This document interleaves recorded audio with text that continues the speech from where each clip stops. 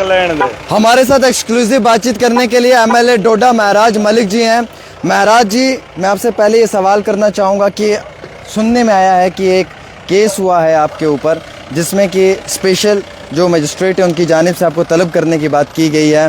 थोड़ा सा इसके हवाले से बताएं, ये क्या है? आवाम सुबह से इसके ऊपर काफ़ी ज़्यादा कमेंट्स कर रही है। देखिए, जमहूरियत है, जमहूरियत के अंदर हम रह रहे हैं। एक बहुत बड़ा विशाल मुल्क है सर, जहाँ संविधान बना है, कानून बना है इस देश के हर नागरिक की इज्जत को बचाने के लिए, उसकी आबरू का ख्याल करने के लिए सर। हाँ, लेकिन वहाँ देख रहा हूँ कि अंग्रेज़ों के दौर का और आज के इस दौर को कोई भी फ़र्क नहीं है। अंग्रेज़ों का तर्ज रहा, उसी तर्ज पे आज भी इस जमहूरियत के निज़ाम को चलाया जा रहा है।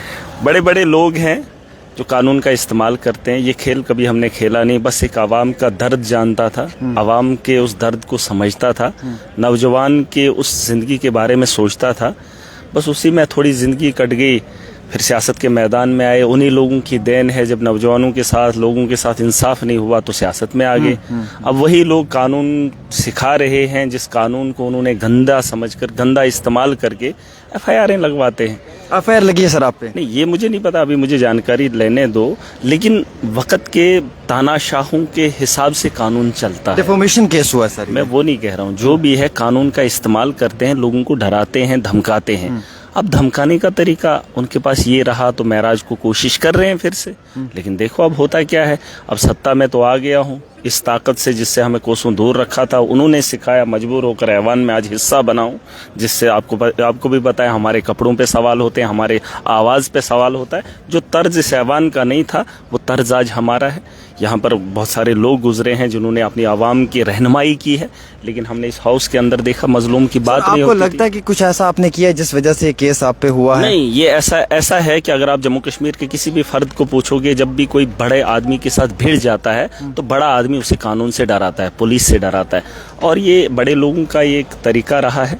अब उनके तरीके में उन्होंने हमें भी उस झांसे में डाल दिया है। सीखेंगे हम भी, आगे आने वाला कल है, बेहतर है, मुस्तकबिल है। लेकिन आवाम के जो मसले हैं, जो जम्मू कश्मीर की बेहतरी के लिए मुझे करना चाहिए और जो एक आम नागरिक सोचता है, उसके बारे में महराज आपको डराया जा रहा है? नहीं, देखिए, डर का खेल खत्म हो गया है। ये कई सालों से है। मैं आपके इस चैनल से मैं बताना चाहूँगा, देखिए, आपको भी लोग जानते हैं, मुझे भी लोग जानते हैं, लेकिन बहुत कम लोग ये जानते हैं कि महराज मलिक है कौन। मेरे बारे में लोगों को जानकारी लेनी चाहिए।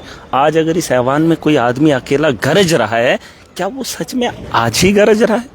क्या 15 साल से वो था क्या, करता क्या था?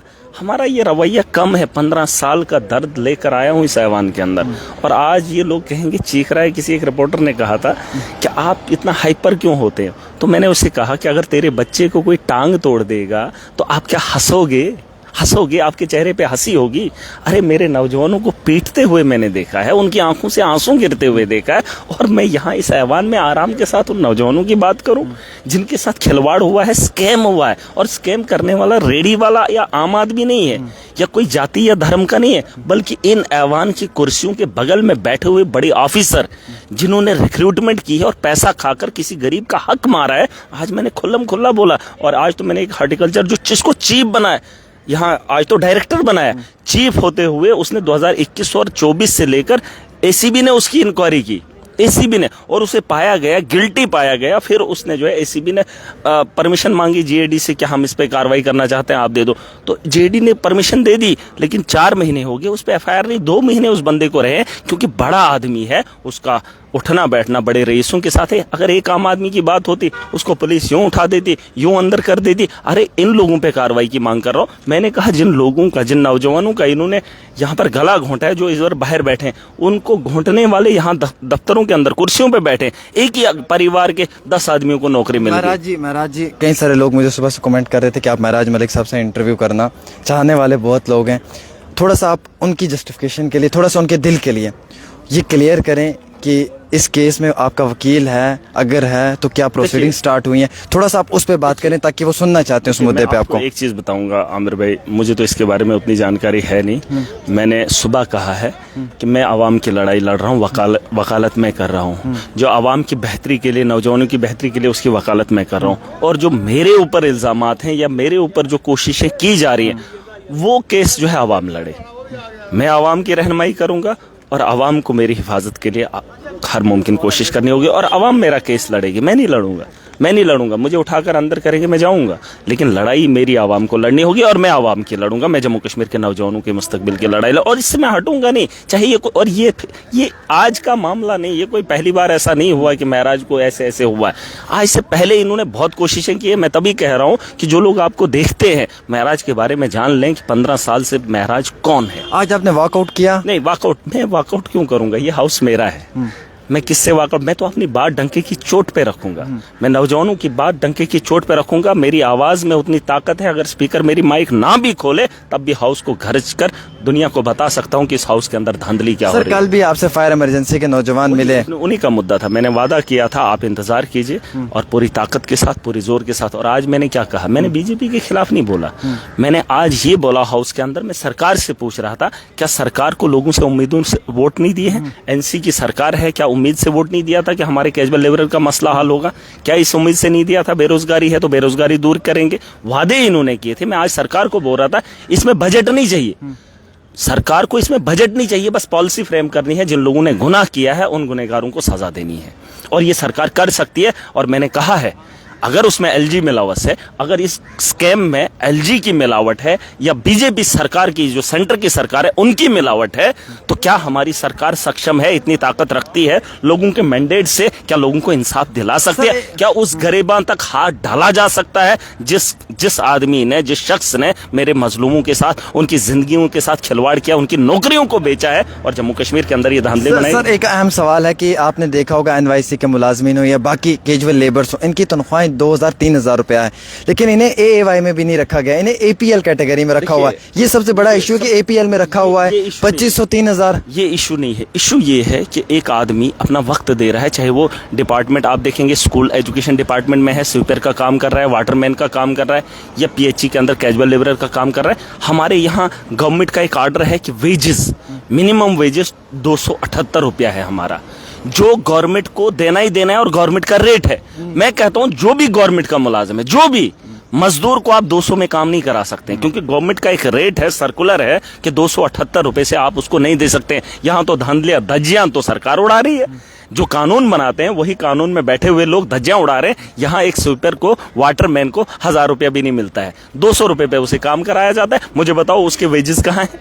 आप कौन सा इंसाफ कर रहे हो? सरकार को मैं यही बता, देखिए यहाँ बहस करनी है। सर उन लोगों को एएवाई में भी नहीं रखा हुआ, एपीएल में रखा हुआ है। मैं वही कह रहा हूँ, मैं बात करूंगा। मिनिमम वेजेस अगर है तो एक आदमी तो स्कूल में अपना वक्त दे रहा है, वाटरमैन का काम कर रहा है 10 से 4, उसकी वेजेस कहाँ है? आप उसे 500 रुपया दे रहे हैं, 200 रुपया दे रहे हैं महीने का, उसकी वेजेस होनी चाहिए जो आपने बताया है कि ये जो है रेट होना ही होना चाहिए। और सरकारी मुलाजमत में, सरकारी दफ्तरों के अंदर वो तो वेजेस देना ही देना है कंपलसरी। यहाँ तो मजदूर आज 600 रुपया ले रहा है, ख्वाह उसका रेट जो है गवर्नमेंट ने डिक्लेयर किया है 270 रुपया, 278 रुपया, वो आप देखिए जब प्राइवेट काम करता है तो 500 1000। सर बीपीएल राशन कार्ड लेने के लिए जाते हैं तो वो कहते हैं बीपीएल राशन कार्ड नहीं मिलेगा, एपीएल आपको मिलेगा। ये भी एक बड़ा मुद्दा है। आप सुन लीजिए मेरी बात, मैं फिर वही कहूंगा, जब मैं डीडीसी नहीं था, जब मैं उससे पहले था, तो जब सेंसस 2011 में हुई, मैंने कल इस ऐवान के अंदर बात रखी है, शायद आपने उसे नोट नहीं किया। आप अगर सुनेंगे मेरी बातों को तो गौर से, तो हर सवाल का जवाब आपको मिलेगा।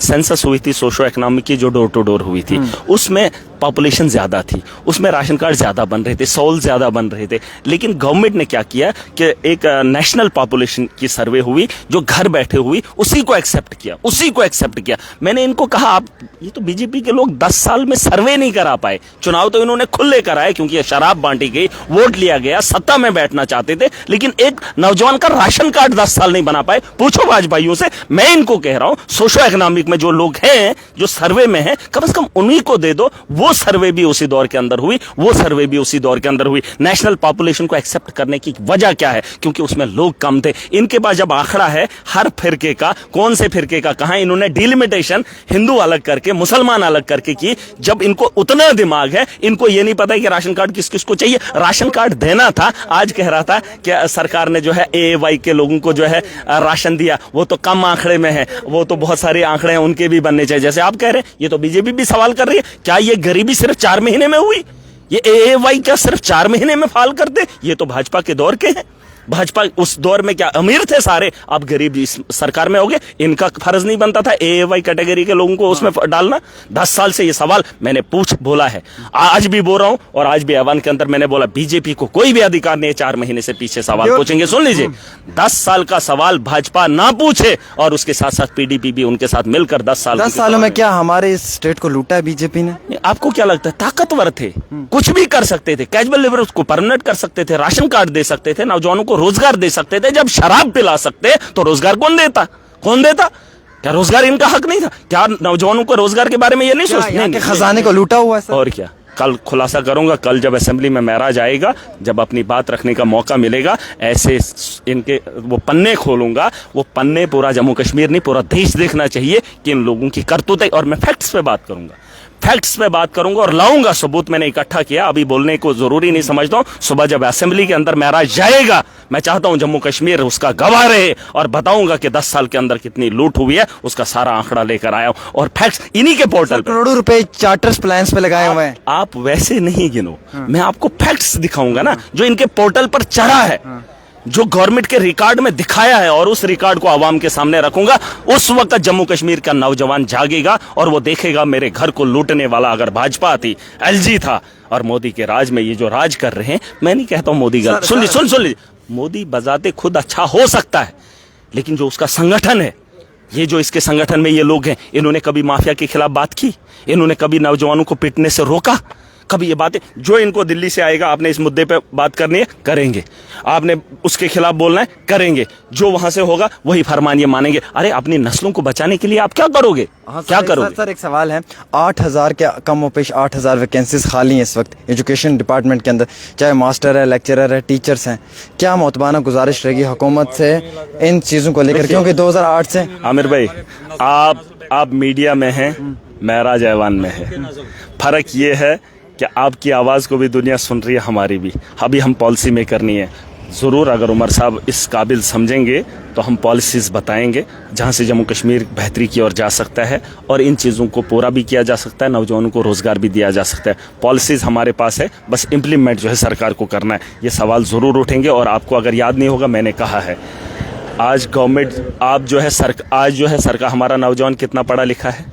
5000 10,000 में भी काम कर रहे हैं। अगर सरकार जो एक टीचर को 60,000 तनख्वाह दे रही है, एक लेक्चरर को 1.5 लाख दे रही है, आज की डेट में जिसका प्रोफेशन वही है, जो PhD डबल डिग्री लेकर आया है, उसे भी अगर 20,000 में लगा लेंगे, वो अपने प्रोफेशन को भी देखेगा और अपने बच्चों को भी पढ़ाएगा, लोगों को मतलब आसानी भी होगी। और मैं चाहता हूं इन पोस्टों को फिल करने का वादा सरकार ने किया है, और अगर नहीं करेंगे तो जवाब क्या देंगे जनता के पास? एक आखिरी सवाल रहेगा सर, आपको लगता है कि जब से हुकूमत बनी है तब से ऑफिसर्स आप लोगों की बात सुनते हैं, जो ऑर्डर्स इस सेक्रेटरीट से निकलते हैं उन ऑर्डर्स को ऑफिसर्स ग्राउंड पे इम्प्लीमेंट करते हैं, या कहने को सरकार है लेकिन ऑफिसर किसी के भी सुन के राजी नहीं है? ऑफिसर्स को मैं एक ही बात बताना चाहूँगा, अगर आप दिल से ये मुझसे पूछ रहे हैं तो मैं दिल से एक बात बता रहा हूँ, मैं जवाबदेह हूँ जनता के सामने। एक ब्यूरोक्रेट जवाबदेह नहीं है। वो 10 to 4 जाएगा, अपना वक्त काम करे या ना करे, ना उसको कोई पूछने वाला है, तो ना ही जनता पूछने वाली, और ना ही एक ऑफिसर को कोई पब्लिक में से फ़ोन करता है।